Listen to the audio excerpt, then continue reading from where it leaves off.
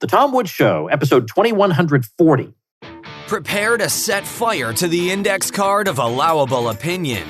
Your daily dose of liberty education starts here. The Tom Woods Show. Folks, I don't know about you, but I am running into a lot of progressives saying, look, police, fire, schools, these are all great examples of socialism. Well, let's focus on that school example. I've got a free ebook called Education Without the State that makes a pretty darn good case for a stateless approach to education. Pick it up at nostateeducation.com.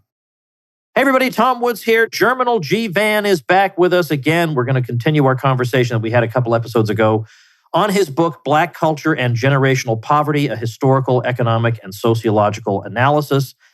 We barely scratched the surface last time, but now we'll dig a little bit deeper. There's a lot of material here, and you're covering really, I think, all the major things that need to be hit. And that includes a chapter on the welfare state and the role that the welfare state plays. And this seems, it's hard for some people to accept because it seems as if people who think that the poor should get various payments if they're in particularly dire circumstances, well, that seems like it can only have benign results. And to say that that actually caused negative outcomes seems counterintuitive to people, let's say. So how do you explain that? Well, it's very interesting because to me, if those who enforce welfare state policies truly believe that it will help the poor, they should give them money instead of kinds. But they don't give them money. They give them kinds because they know that if they give them money, they're going to mismanage that money.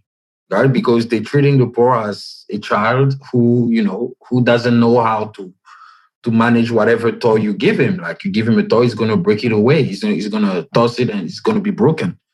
And the problem with the welfare state is that the intention was good. Like, okay, we think that we need to have a safety net for people so that they can start off. Because yes, people don't have the same resources in life. This is a fact. It's not easy for everyone to have access to resources. So we need to give them a hand. But the problem with giving them a hand is that when you give them one, they ask for two, and then you give them two, they ask for four, you give them four, they ask for 6, 8, 9, 10, etc. So it basically creates a state of dependency. But that, of course, works for one entity only, the government. Because as the government gives you handouts, now you become accustomed to those handouts. And when election cycle comes around, the party that is in power and enforcing those laws on you, giving you those handouts, you tend to vote for them. This is one of the reasons why most of the people who are under the welfare vote Democrats, no matter the race. They always vote Democrat because Democrats are the ones that expand welfare policies. But the welfare policies never lift people out of poverty. Instead, it keeps you in because they say if you make above the threshold, you're no longer eligible to receive those benefits. So you have people who receive benefits without having to produce. So they're like, hey, I'm home. I'm getting my 500 or 600 paycheck every 2 weeks from the government. Why should I bother going to work? I'm going to go work. The money I make, the government's going to take it away from me through taxes. And then I have bills to pay. I have the rent, I have the mortgage or whatever. So basically I have nothing left for me. But I'm home, I'm not working, and the government is paying me for that. So why should I go work? That's how they see it. So, you're making free money. To them, they think it's free, but the money they're receiving is from someone else who is waking up at 4 or 5 in the morning, commuting and working until 9 p.m. So as we say, like, they're just being free riders. They're being free riders, they're taking advantage of that. And it's basically, and the government is patronizing them. That's a problem. They're being patronized because they're adults who think that without the government, they cannot be on their feet. But the government, through these policies, keep them into poverty. Because of, as I said, if you make more than the threshold, you're no longer getting those benefits. So people see that and they don't want to do more. They don't want to get back into the workforce. So it becomes a problem. And on top of that, it has affected the Black community in a very disproportionate way because those laws basically incentivize Black women to have kids with many different men. And so based on the number of children they have, the checks they collect becomes bigger. But what about those men? Most of them end up rotting in jail, sometimes for crimes they didn't commit. Some of them even have to leave the house. So those women can get married and they have kids, and those kids grow up in a household without any male figurehead to give them guidance and authority. And these are the same kids now that grow up with mental illness, and they're basically setting their way up for jail because they're in the street. So the welfare state really, really affected the Black community in a really, really bad way. This issue of whether welfare affects marriages, this has been debated quite a bit in the social science literature back and forth. Because, of course, Charles Murray famously claimed that it did have a big effect in his book, Losing Ground, from, I think, around 1984.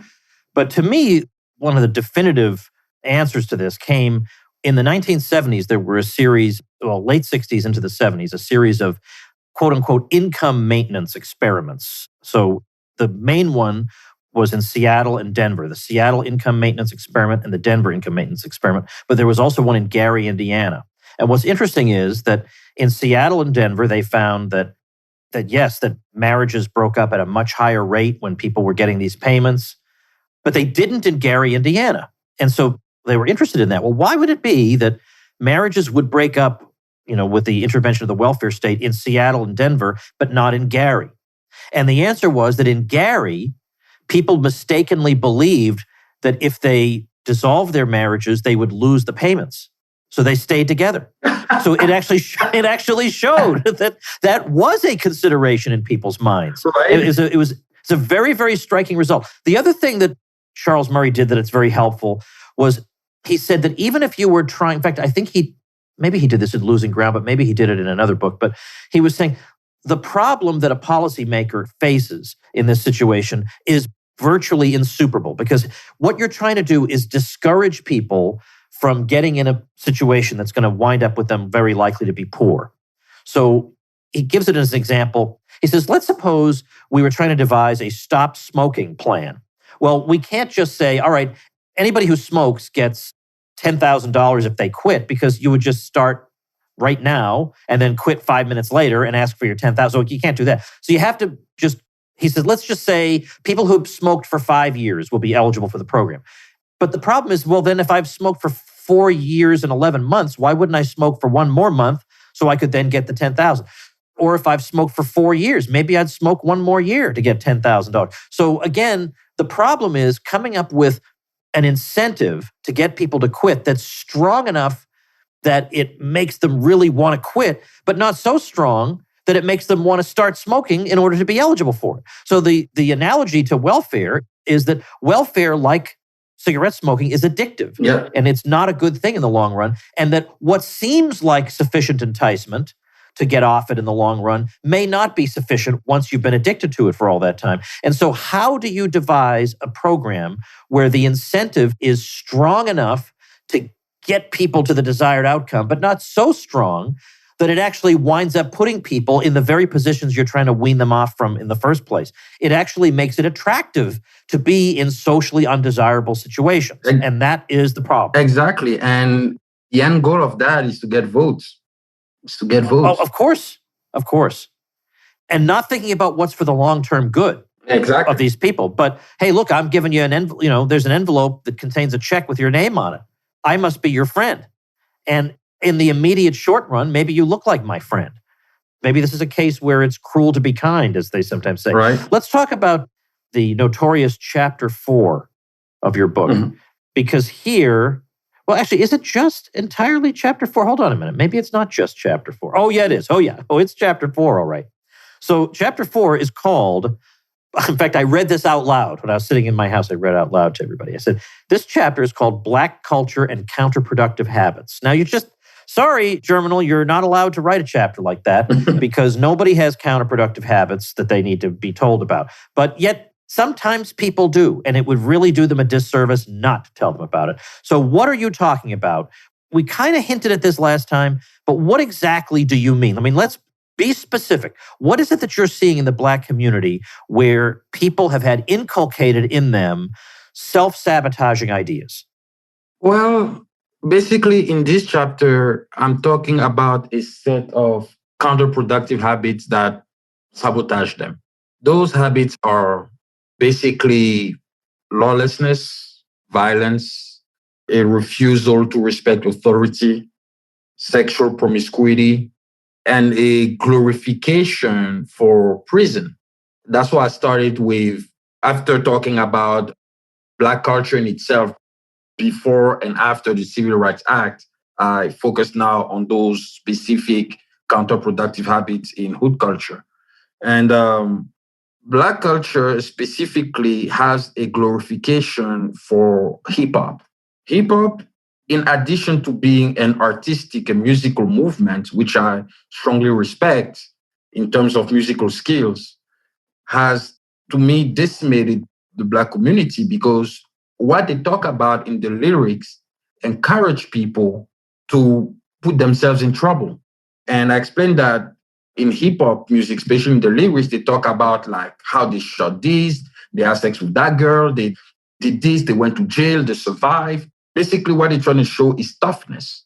But what they don't tell to their listeners, specifically the ones who are not aware of these things, is that when you go to jail, even if you end up getting out, you're going to be into a social prison. You cannot rent an apartment. You cannot get a job because of background checks. You cannot get a loan. What you going to do? You're going to try to start a business, sure, but if you start a business, serious customers will actually do a background check on you. They will try to look you up online and see what you're up to. If you're a reliable seller, if they see that you've been to jail, to them, it tells that you're not a serious person, you're not a reliable person. In fact, you're a liability to them. So hip hop culture is promoting this glorification of going to jail as if it was a good thing. I even compare Clarence Thomas to young Blackster. Clarence Thomas, who to me is one of the finest men in America, like he grew up poor. His grandfather said, I watched his interview. His grandfather said, boy, go get your education because it's the only thing that no one can take it away from you. His grandfather used to make him go to the library pretty much every day after school. Clarence Thomas excelled. He went to law school and he went to Yale Law School, like arguably the number one law school in the country and one of the greatest law schools in the world. If you go to Yale Law School, you're pretty much set for life. We all know that. So that's why it's a very selective school, and he managed to go there. Now, we don't know if he got there because of affirmative action. We don't know that, but he had good grades regardless. He became a federal judge, and now he's a Supreme Court justice. This is the dream of any person who wants to succeed in life, especially in a country like the US. And yet, you see young Black boys and girls admiring Black youngster, a rapper who is surely successful financially, but is not an example to follow because what he's talking about is not helping the Black community at all. Instead, it maintains them in that deprivation state. I talk about sexual promiscuity because I show the data that the Black community is the community that has the highest rate of HIV in the country, in pretty much in every city. So that is a problem. And the issue is that, like, for hood people, having multiple sexual partners is a sign of domination, is a sign of attractiveness. But they completely overlook the consequences of having sex with multiple partners, especially when those sexual activities are unprotected. Like, you are basically getting disease and you're spreading those diseases around. And it creates a lot of death in the community because those people don't have the means to actually receive proper treatment because they don't have health insurance. Talk about lawlessness. In the Black community, there's no law and order. It's basically the law of the jungle. The strongest is the one that dominates. And you see that through gangs. If you ride in the hood, you look at someone the wrong way, the guy can literally take your life just because of a look. So these are stuff that absolutely do not pertain to creating a better lifestyle for people. People are always into excessive gatherings. They do everything that basically does not contribute to improving your material condition. Doing drugs, drinking alcohol excessively, always hanging out, and the little money they have, they're spending on things that they don't need, or they're spending on depreciating assets. So these are all habits that low-income Black people do, and it maintains them in that poverty, and they think that they're doomed, although they're not. Again, it's just a matter of attitude. It's just a matter of behavior. And they really don't grasp that. And that's why they're still poor. So that's why I decided to make this chapter perhaps the longest chapter of the book, because and as you said in the previous episode, I was frustrated. But I tried to maintain my frustration in a polite way. But I was frustrated because I saw the problem. And it's something that can be overcome. But in order to overcome that, people need to be educated. And they see education, again, as a white thing. If you behave, if you're a black kid and you get A's, oh, you're being a white boy. You're being a coon. You're being a sellout. As if performing well in school was a bad thing. So basically they're saying that you have to skip class, you have to have bad grades so that you're a gangster, you're a real G, as they would put it. And this is nonsense. This is completely counterproductive. I wonder if it's a chicken and egg scenario, though. It seems like we're expecting music, which can, in fact, have tremendously formative effects on people, to bear a very, very heavy explanatory burden for this. Because maybe the music reflects the way people are, rather than people become that way because they listen to music. Why don't they listen to pastors in black churches? Why don't they listen to their elders, who I'm sure would say, hey, get your act together and, get a job? Why does hip-hop culture, or whatever you want to call it, have them in some kind of hypnotic trance? Well, simply because it basically reflects what people live in the hood. But it basically tells them that in order for you to, let's say, get out of the hood, this is how you got to behave. But if you look at most of the hip-hop artists who got out of the hood, they never went back. Why they made so much money and they don't live in the hood again, if the hood is such a great place? They don't, because they understand that it is a jungle out there. You can get robbed at any minute. You can get shot at any minute. As I said, like for giving the wrong look, for being at the wrong place at the wrong time. You can basically lose your life. And hip-hop culture is trying to describe this in the lyrics without giving positive advice to how to get out of there or how to improve the community. Instead, they're describing something with a taste of glorification, as if like, okay, we're proud to do those things. But there's nothing to be proud of if it maintains you in poverty. People should not be proud to be poor. There's nothing good in poverty. When you're poor, you're envious. You're resentful. But if you've bought into a deterministic mentality, you don't sit around thinking, well, gee, the ideas that I've imbibed are not going to get me out of this poverty. Nothing's going to get you out of it, because it's just the way the world is. You are just destined to be poor. Yeah, true. But that is... Well, I say that to show how intractable the problem is. Yeah. Right? Because people persist in attitudes and behaviors that are not going to lift them out of their condition, but they don't stop to think about that, because without even examining their assumptions, they've assumed that I'm destined to be in this condition. There's nothing I can do about it. And by the way, this is not just a problem that inner city blacks have. It's a problem that all people have. Oh, yeah, absolutely. We all have deep-seated assumptions about who we are and what we can be. Like, for instance, you can find somewhere online where I say something like, yeah, I could never be an entrepreneur. And I just had imbibed that. Yeah, that's impossible. I'm a consumer. Other people produce things for my benefit, and then I go consume them. And then that's it. And I could never crack out of that, because I had just built up an image of myself in my mind.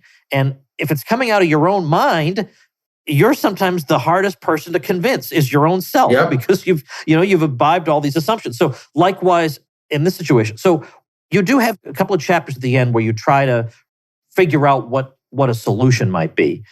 It's pretty clear, I think, at this point, that a political solution is unlikely, with the exception of a political solution that just unleashes the marketplace, basically.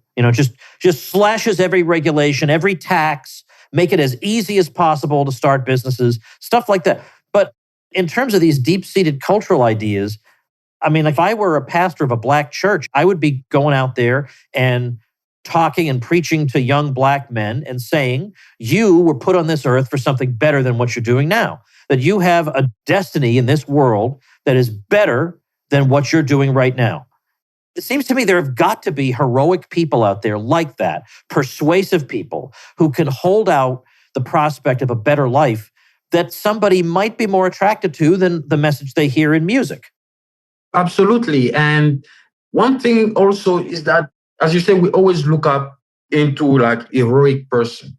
We have to, however, shift our approach to who we follow as leaders, because the Black community believes that we need a leader to guide us to the promised land. Back it was Malcolm X and Martin Luther King. They were the true leader of the Black community, both intellectuals. So the Black community was, at that time at least, they were on the right path, at least. But then we start to evolve into believing that charisma suffice for us to follow a leader. As I said in the previous episode, we don't follow producers. And producers are the ones who change society, because producers have evidence of what they've created and how what they created changed society. Why in this world we love Elon Musk? We love Steve Jobs, although he was sometimes a pain in the butt. But we still love those people. We still look up to them because those people are producers. They created something that basically changed the lives of billions of people. But in the Black community, we don't.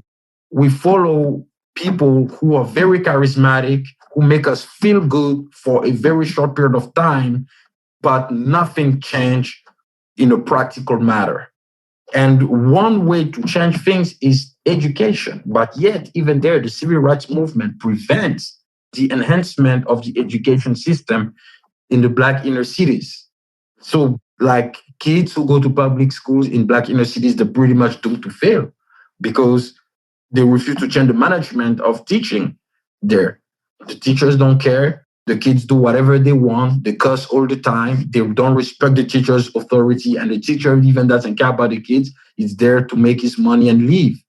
So there is a complete dissociation. Mandela said, education is the most powerful weapon on earth to change a society. A society cannot prosper if education is not at the center of things. In the Black community is entertainment. Although entertainment is important, to me, entertainment is a luxury. You focus on entertainment once you have developed yourself and you've reached a level where you don't have to worry about putting food on the table. But when you're at the stage of putting food on the table, what you need to focus on is education and science. But if you look at the leaders of the Black community today, they're all entertainers. And those people, they're very successful. They're making a lot of money, but they don't redistribute that money in the Black community. They don't invest in Black banks so that Black banks can have enough capital to lend to Black entrepreneurs, and Black entrepreneurs can now transform the small business into corporations. You have, like, in order to develop a community, economically speaking, you have to have corporations. You got to think big. Black people get into entrepreneurship. That's true. But most of them, they're sole proprietor. They're just very small business. And those business, like, they basically help you survive at most. That's it. They don't help you build something strong that will be maintained for generations. Now a word from our sponsor, BetterHelp. Hey folks, I don't know if you've ever experienced burnout, but I am the poster child for burnout. As I've said over and over again, for those 2 years that I worked on the Ron Paul curriculum, I was just stretched to the limit. It was nonstop work because I was also doing the Tom Woods Show and also traveling around the world giving lectures and doing all these sorts of things. And plus, I'm a dad and I have lots of responsibilities, but I'd bought into this crazy modern idea that if I had any free moments, like the 10 minutes I'm waiting for an oil change or the 20 minutes I'm waiting in line at the post office, that all that time has to be filled by work. No time for reflection, relaxation, doing something pleasurable, whatever. But work is not the only cause of burnout. Any of our roles in life can lead us to feel burned out. And you can feel like you have a lack of motivation. You can feel irritable, fatigued. Well, BetterHelp Online Therapy wants to remind you to prioritize yourself. Talking with someone can help you figure out what's causing stress in your life. And by the way, I'm very happy to tell you that I myself have used BetterHelp in the past, and it did wonders for me. I was matched with somebody who understood my situation exactly and helped me get back on track. BetterHelp is customized online therapy that offers video, phone, and even live chat sessions with your therapist, so you don't have to see anyone on camera if you don't want to. It's much more affordable than in-person therapy, and you can be matched with a therapist in under 48 hours. Our listeners get 10% off their first month at betterhelp.com/woods. That's betterhelp.com/woods. Let me just point out, by the way, you have a section on the minimum wage. And I know a lot of people are tired of hearing about the minimum wage, but it's very interesting to note how Black unemployment tracks movements in the minimum wage. That's a very interesting thing to note because we often say, yeah, the minimum wage, they trot that out as something that's supposed to help the downtrodden, but it doesn't. But yeah, you're not even really sure. Is that really true, though? Maybe it does, or whatever. But you look at the numbers you have, and it's quite striking. Yeah, pretty much. Because the thing is that, again, the minimum wage is like the welfare state. It all starts with good intentions. Oh, you cannot pay this person that low money. You know how that person is going to survive. So we have to force businesses to pay those people, no matter if they have the skills or not. We have to force them paying those people a decent wage so they can make a living. And you have people like Bernie Sanders basically selling this false narrative that increasing the minimum wage will make it a living wage. This is nonsense because if you increase the minimum wage, you increase inflation. You increase inflation, the price of property, rent, everything in the market increased. Basically, the market value increased simultaneously. So it's not like you're going to increase the minimum wage and the market value is going to remain static. No, they both increase simultaneously. That's why the minimum wage can never become a living wage. And on top of that, it affected Black people the most because Black kids were the one that had the lowest skills. So an employer is not going to hire someone who doesn't have any skills at all. The reason why before there was no minimum wage is that if you had no skills, you can still get employed and get experience. Again, it's not because you're flipping burgers in January that you're going to be flipping burgers in December. In America, like the job market moves very fast. You're not doomed to stay at one place for the rest of your life. You work somewhere, you gain experience, you gain the discipline to go to work every day, to respect your boss, to follow instructions, and etc. And then you move. As you increase, as you gain work experience, your income increases as well. But if you prevent people from entering the labor market, they cannot build experience. And that's what the minimum wage has done. Like, yes, it had good intentions, but it has hurt specifically Black teenagers. Let me finish with this.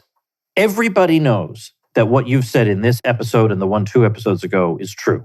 Everybody knows that. Okay, maybe the minimum wage thing's a little controversial, but otherwise, everybody knows there are certain things you need to do, certain attitudes you need to have if you're going to have any hope or any prospect for success. Everybody knows that what you're saying is what needs to be said. And occasionally, somebody in the, quote, Black community will come forward and say something like this. And what will happen is, if he does say it, somebody else in the Black community will come forward and say, how dare you air our dirty laundry in front of the whole world, including the white community. But you know what? The white community already knows about your dirty laundry. Right. Okay? This is not some secret. Right. that there are some problems in the cities. I think everybody gets that. But it's like as soon as somebody says, hey, look, we really got to get our act together and get these, especially the younger people, they don't know which end is up. By the way, it's true of almost all young people these days. They have no idea which end is up or what's going on, but they need some guidance from somebody. So we've got to do something, and you can't even say it. And yet, you know that if he's being honest with himself, you know Al Sharpton knows this stuff. Of course he knows. You know if he's being honest with himself, he knows it. But he'd rather keep his influential friends and keep things the way they are than do something about it. Of course he knows, because as I said in the previous episode, if he tells young Black kids these 5 things to avoid poverty, he loses his grip on power.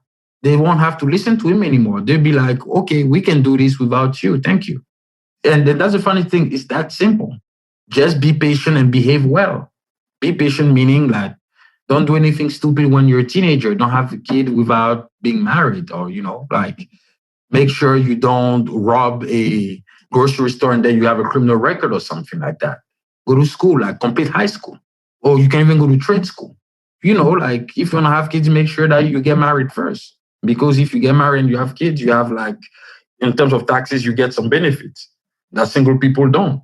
Because if you have a kid before you get married, it becomes really tough to build wealth. It becomes like everything goes into child support and all these other requirements that you have to do. It becomes really hard. Like, because to build wealth, you have to save, as I said. And if you cannot build wealth without saving and investing the money you save. But if you have a child out of wedlock, well, it's going to be hard to save because all the expenditures goes on the child. And these are stuff that people can do, but people want their leaders to tell them that.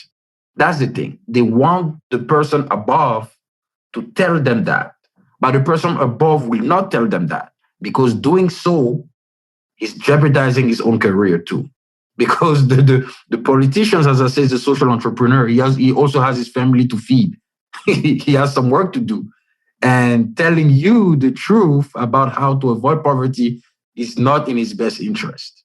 That's why people like Al Sharpton, Jesse Jackson, Maxine Waters, all these people have a lot of money, but they make sure that Black people don't have a lot of money like them. Yeah. It's just a shame that there aren't, because there are successful Black businessmen out there, that they don't grab the microphone, given that everybody has a microphone in this day and age, and say, these people are feeding you nonsense that has not helped. I mean, just look around. Are things getting better because you've been following these people? You feel like your neighborhoods are better, safer, cleaner, more prosperous? Really? You think? Or maybe you should do something else. Maybe you should listen to me. You haven't listened to me before, and maybe I'll be wrong. Maybe I won't do you any good, but it's no worse than you're doing now. I mean, the speech writes itself, Germinal. The speech writes itself. Right. I'm just waiting for somebody to deliver it. Right.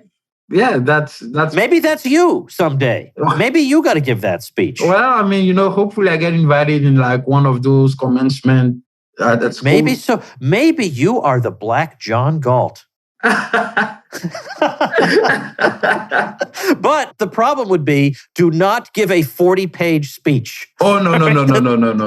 Oh, no. People would be sleeping after this. No, that's right. You can't do that. You can't follow the analogy perfectly. But anyway, well, I'm really glad we had this chance to talk a couple of times. Once again, the book is Black Culture and Generational Poverty, a historical, economic, and sociological analysis. You can check it out at tomwoods.com/2140. And Germinal, I guess we'll probably be talking 2 or 3 weeks from now when your next book comes out. So thanks a lot. Definitely. Always. All right, everybody, that's going to do it. I hope, by the way, that you were able to appreciate my Aristotle episode, the one before this one, because with the school year, well, not exactly on the horizon, but with the previous school year just ended, I know families are thinking about the fall and what their plans are. And so I would like to offer some examples of what it is that I did over at the Ron Paul curriculum with my courses on Western civilization and government. So you may hear a few more of those between now and September. You may hear one this week. Who even knows? Woods is full of surprises. But I hope these are topics that we all agree that as educated people, we would like to have some level of mastery of. If not for show-off purposes, then at least to feel fulfilled intellectually. And that's what I am trying to do with those courses and with these episodes in which I reproduce some of those lectures. Well, that's it for today. I'll see you tomorrow. Become a smarter libertarian in just 30 minutes a day. Visit tomwoods.com to subscribe to the show for free, and we'll see you next time. Like the sound of The Tom Woods Show? My audio production is provided by Podsworth Media. Check them out at podsworth.com.